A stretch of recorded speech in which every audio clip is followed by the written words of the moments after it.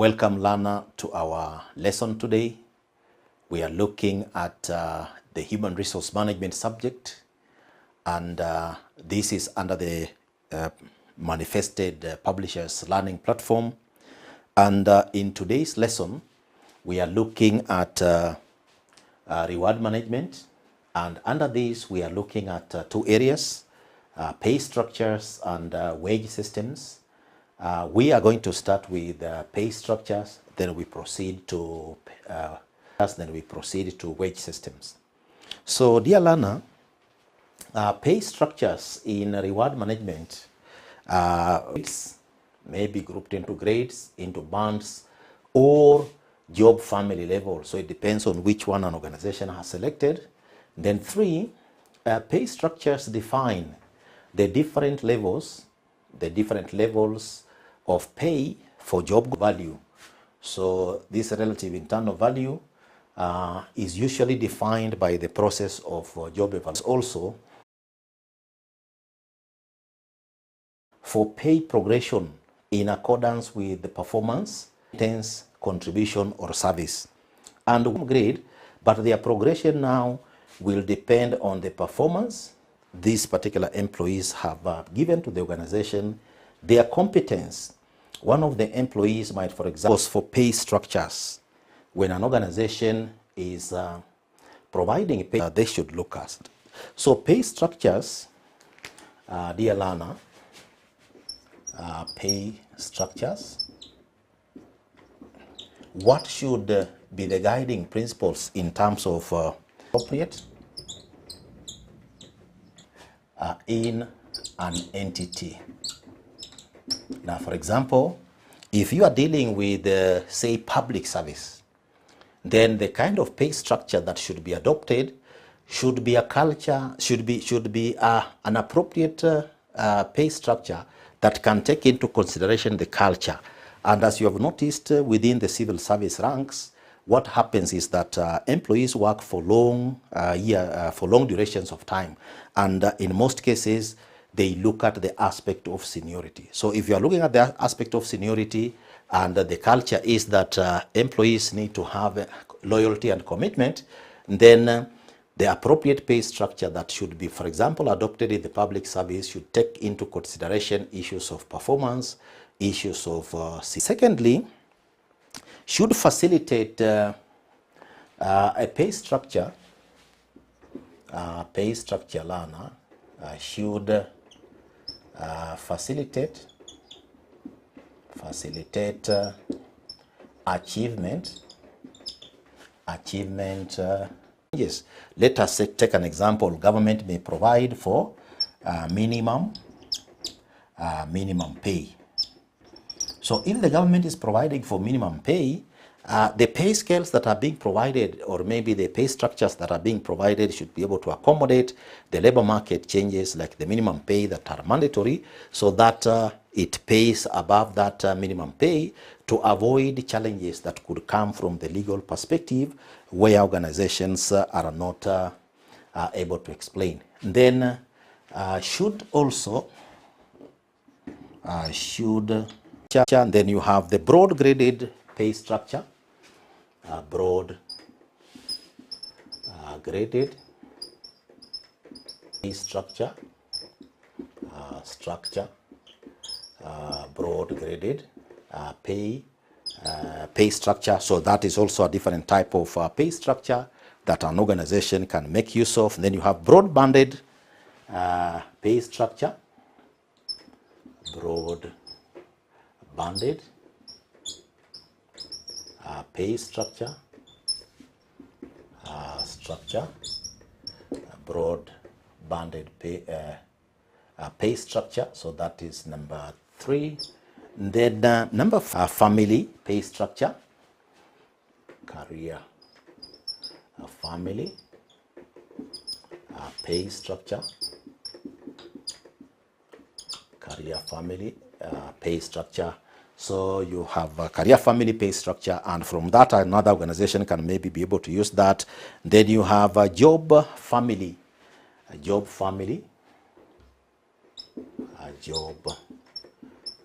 family pay structure. And then you have number 6, spine pay. So these ones are examples of types of pay structures that an organization may have. So you have the narrow graded pay structure, you have the broad graded pay structure, you have the broad banded pay structure, career family pay structure, job family.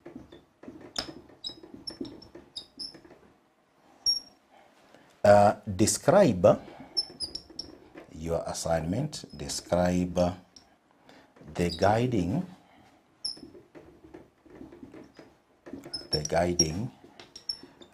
principles for formulating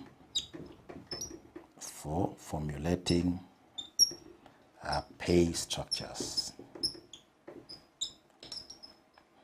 So the assignment, dear learner, your assignment for today's lesson, which was pay structures and wage systems, describe the guiding principles for formulating pay structures. So that is your assignment, dear learner, and thank you for being attentive and participating in our lesson today.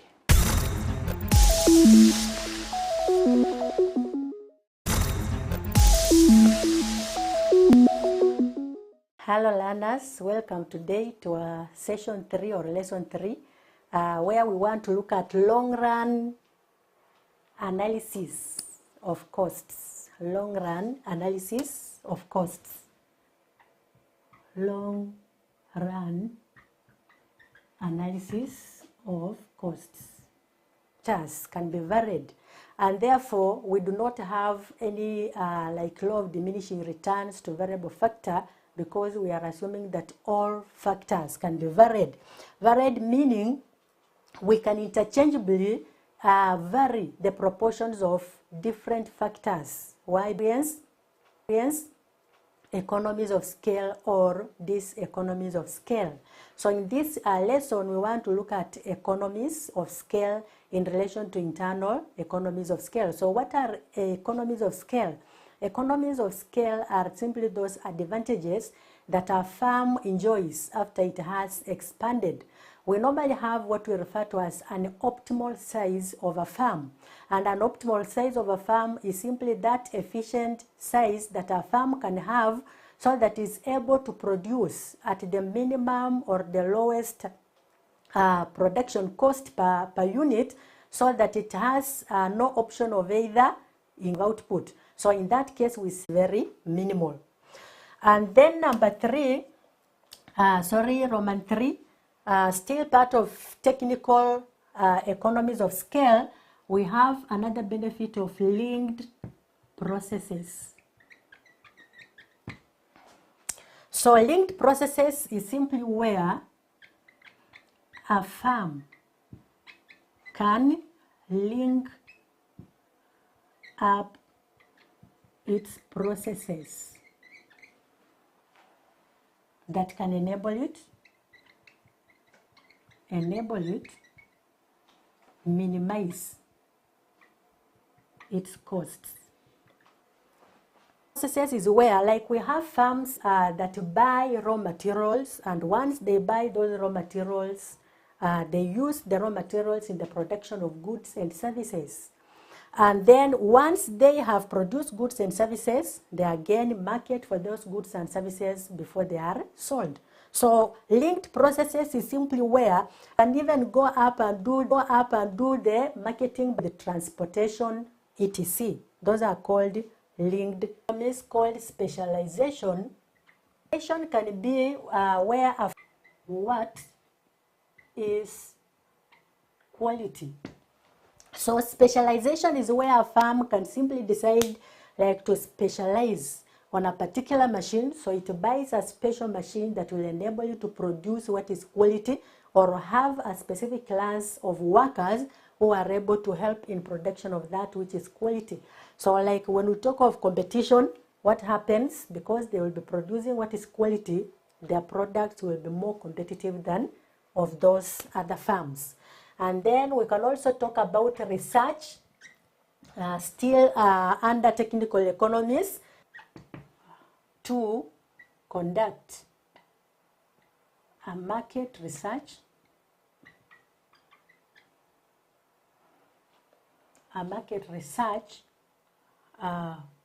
which can enable it to produce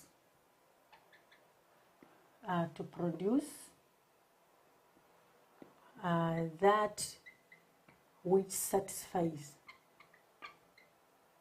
its customers. And when that happens, that means profitability of it is in position to raise assets that can be used as. Then number 3, we have marketing economies.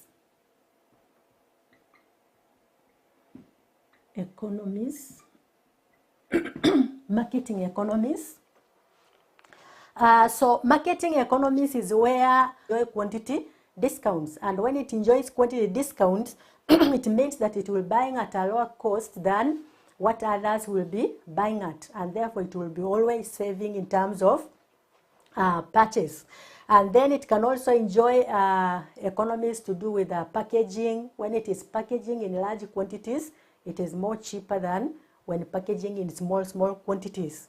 And then when it comes to selling and even distribution, it will have that advantage. So marketing economies, these are normally in the form of like buying in bulk.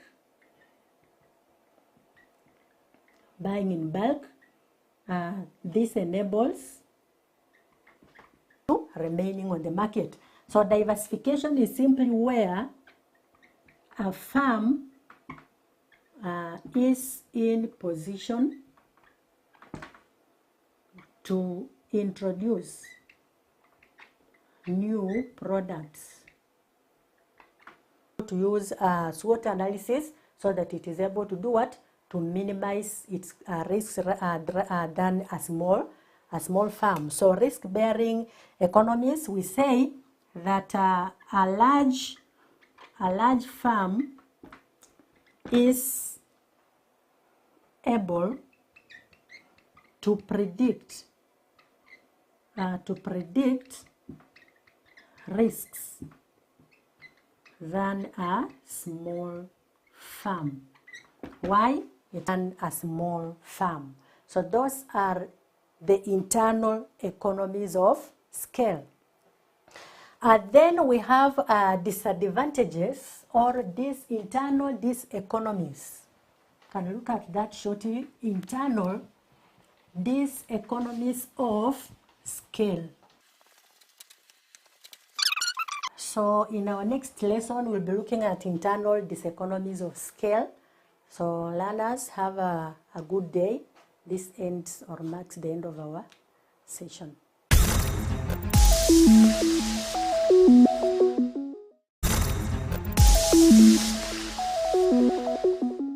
Hello learner, welcome to Manifested e-learning platform. My name is FAM Lingwiri, and today, ladies and gentlemen, we are discussing about the financial modeling and data analytics paper, December 2023 sitting. The focus is on question 23, and you are presented with the following information right on the left of your screen here. You'll be given the stock name, Z-Term Kenya Limited, Car Assemblers, Ujenzi Centum, Cement, Kilimo Bora, Nairobi All Share Index, and you've been given the ticker symbol right over here.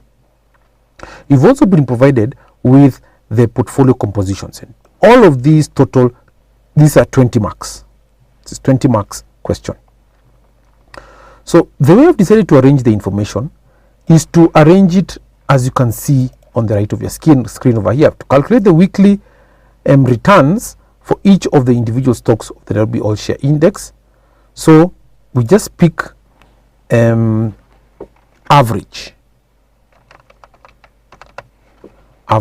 not average A, you can see the average right over here. And the average of what? We want to pick the average for Z-Term Kenya, to pick the average values right here. up to there, close the brackets, then you enter. So we're saying that the average return should be negative 0.2%. Let's put it to maybe say 2 decimal places. That 2 decimal places is up to there. And if we were to drag it moving towards the right, we wouldn't be wrong, because we're saying that it picks the average for car assemblers. You can see car assemblers, it picks it right there. So that's what they're saying, the average, the weekly returns is given to us right there. Escape. We move ahead and answer part B of the question. You are told to calculate the average portfolio return over the historical period. We have been given the portfolio composition, and the portfolio composition can be linked with this top part right here. The portfolio composition is there. Enter. And we link it with all of them towards the right, control R, like that, so that you can be able to pick the portfolio composition. Remember, we have computed the average weekly returns above here. So we just link it with up above there, R, like that, the same values, excluding the all share index. Because plus that value times that value, close the bracket, the portfolio composition multiplied by the average weekly return, close the bracket, and then we add finally the portfolio composition for Kilimo Bora, and we multiply that with the average weekly returns, like that. Oops, that, close the brackets, and we enter. So I think I didn't put open a bracket here. That's why it's giving me those values there. So we open a bracket over here, and then once we close it like that and we decide to enter, it will actually be okay. So we only want it into the 2 decimal places, so we just sort of reduce it like so to 2 decimal places, like that, 0.35%. Now once we've gotten our portfolio return as 0.35%, we can move on to part C. Calculate the standard deviation for each of the individual stocks and the Nairobi All Share Index. That's 4 marks. So average standard deviation would be